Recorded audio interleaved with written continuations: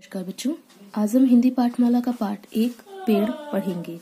यह एक कविता है। सबसे पहले हम कविता का परिचय पढ़ते हैं।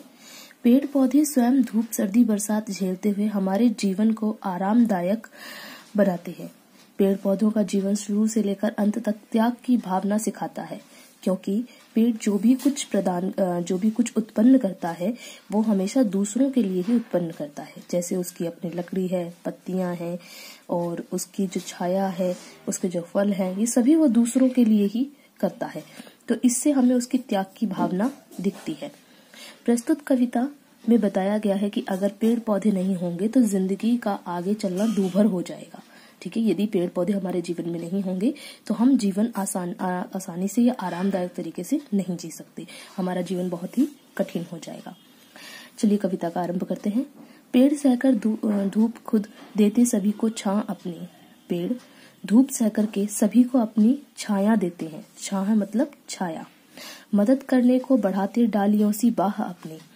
हमेशा दूसरों की मदद करने के लिए अपनी बाहें कौन सी, जैसे हमारे हाथ हैं उसी तरह पेड़ की जो डालियां हैं ये भी उनके हाथ हैं।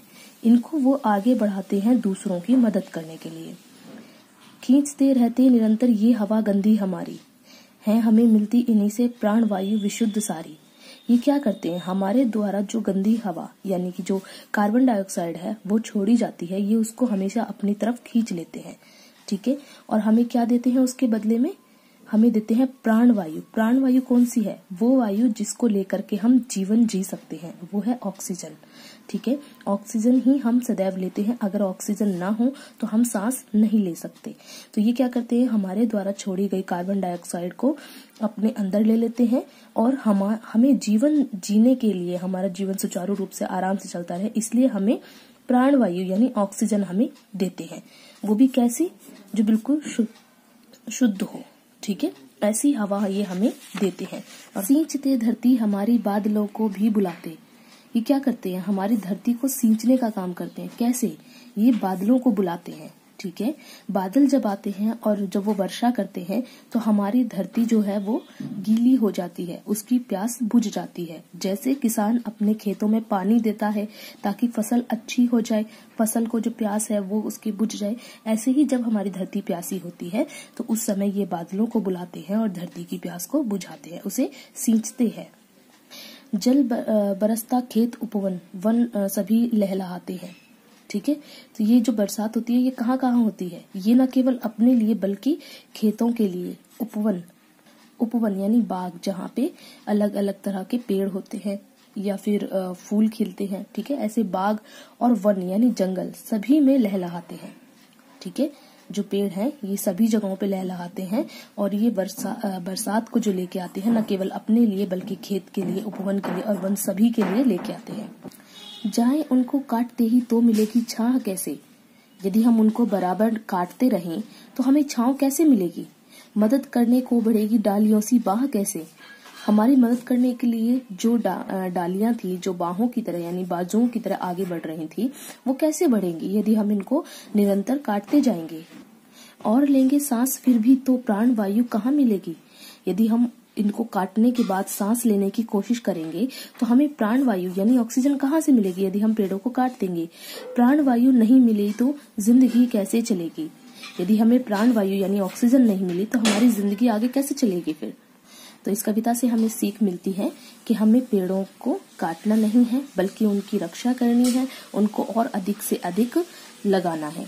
ठीक है बच्चों, यदि पेड़ हैं तो ही हमारा जीवन सफल है। चलिए अब हम इसके प्रश्न उत्तर देख लेते हैं।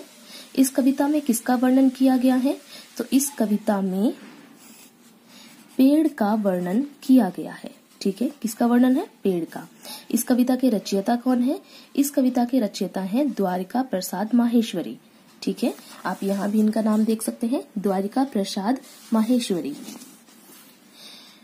आगे है, पेड़ धूप सहकर भी हमें क्या देते हैं, तो पेड़ धूप सहकर भी हमें छांव देते हैं। गंदी हवा को पेड़ किस रूप में बदल देता है, तो गंदी हवा को पेड़ शुद्ध हवा के रूप में बदल देता है। वर्षा किसके कारण होती है, वर्षा पेड़ों के कारण होती है।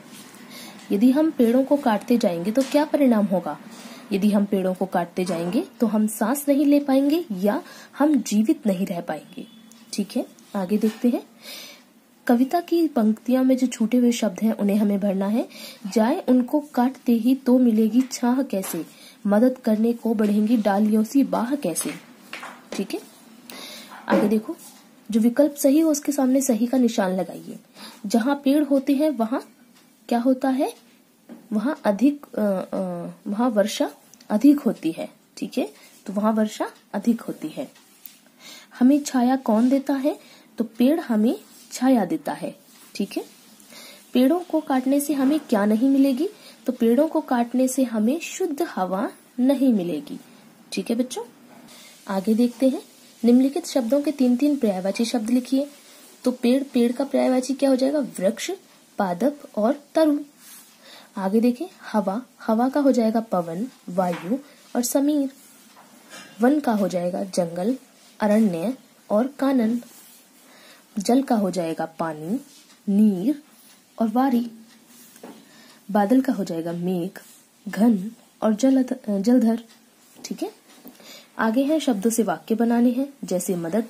ठीक है, मैं सदैव दूसरों की मदद करता हूँ, इस तरह से आप बना सकते हैं। खेत, किसान सदैव खेत में काम करता है।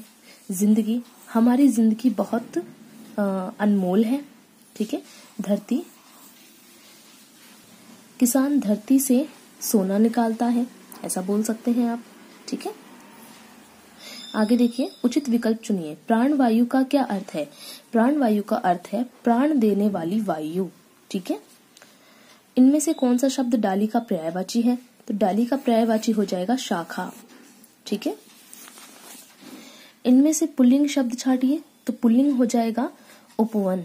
ठीक है, मदद की जाती है, जिंदगी जी जाती है, उपवन देखा जाता है। ठीक है, लगाया जाता है, तो यहाँ पे आ का उच्चारण आ रहा है अंत में, तो ये पुल्लिंग हो जाएगा। ठीक है, चलिए बच्चों, आज का हमने पाठ भी पूरा कर लिया और साथ में हमने इसका पुस्तक अभ्यास और प्रश्न उत्तर भी हमने कर लिए हैं। चलिए मिलते हैं अगली किसी नई वीडियो में एक नए पाठ के साथ। तब तक खुश रहें और स्वस्थ रहें।